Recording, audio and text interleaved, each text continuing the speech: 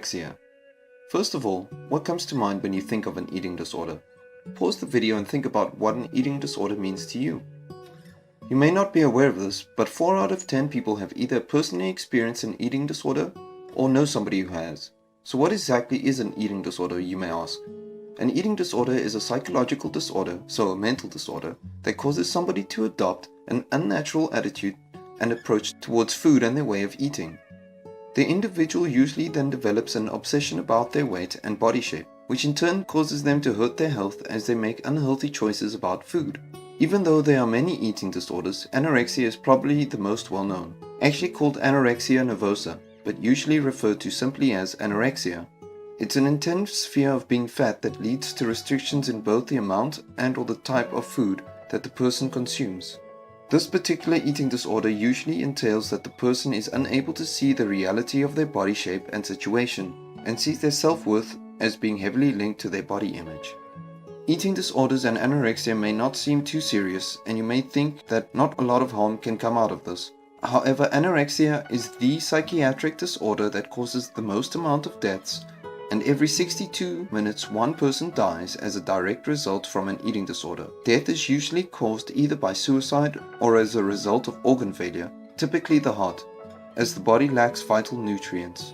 Eating disorder warning signs: alternation in weight, preoccupation with body image, disruptions in eating patterns, preoccupation with nutritional content, mood fluctuations, changes in exercise patterns, use of laxatives, diuretics, or diet pills. How to deal with eating disorder. Most families are offered family-based treatment, or FBT, to help their child recover from an eating disorder.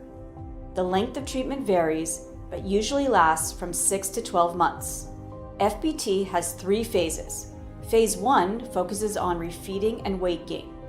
As a parent, you will learn to provide your child with enough nutrition to reach their target weight. While weight gain alone is not the cure for restrictive eating disorders, it is the first crucial step in getting your child back to full physical and mental health. Once your child is physically well and able to maintain a healthy weight, treatment shifts to phase 2. During this phase, age-appropriate decision-making around food and nutrition will slowly be handed back to your child. By the final phase of treatment, phase 3, your child will be able to eat independently, and the focus will shift to living a normal life without the presence of an eating disorder. If your child suffers from another mental illness, such as depression or anxiety, phase 3 is the time to shift the focus to treating that condition. You will work with your treatment team to decide when your child is ready to move into phase 2 or phase 3. The eating disorder is very good at playing tricks and will find a way to turn parents and family members against each other. So, it is important to deliver consistent messages, follow the same rules, and communicate fully with each other. If there are 2 or more caregivers involved, use each other's strengths. One parent or caregiver may be better at supervising meals and another at cooking or shopping. Meal preparation can also be anxiety-provoking for someone with an eating disorder.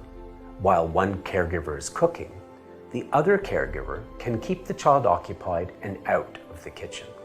Remember, recovery happens through parents' persistence and consistency. You will learn what works best for your family.